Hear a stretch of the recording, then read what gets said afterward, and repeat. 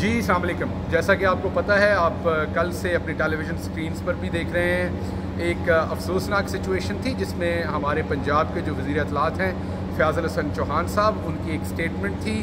जो हिंदू मज़हब के पैरोकारों के मुतालिक थी,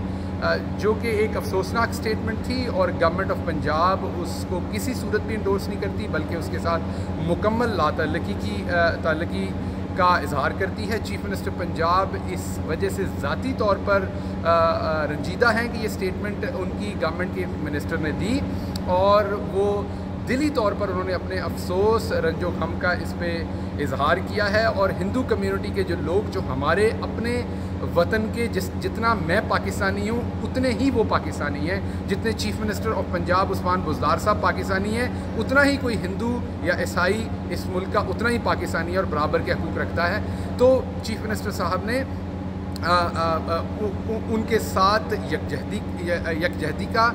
इजहार किया है और उनसे माजरत भी की है कि अगर हमारे जो वज़ीर साहब हैं उनकी स्टेटमेंट से उनको जिस भी किस्म की कोई दिली दुख पहुंचा है। इस मौके पर चीफ मिनिस्टर साहब ने वज़ीर इत्तलात जनाब फ़याज़ अल हसन चौहान साहब से मुलाकात की, जिस मुलाकात में उन्होंने अपना ये डिस्प्लेजर फ़याज़ अल हसन चौहान साहब को पहुंचाया और उन्हें बताया कि तहरीक इंसाफ की हुकूमत जो इमरान खान साहब की क़यादत में है, वो किसी सूरत ऐसी किसी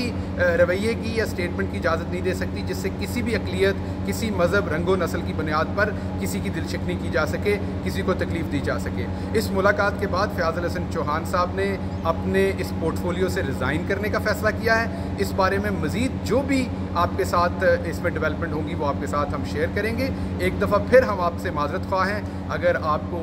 यकीनन बहुत सारे लोगों को इससे तकलीफ़ हुई, अगर की बात नहीं है, हम आपसे माज़रत ख़्वाह हैं इसमें।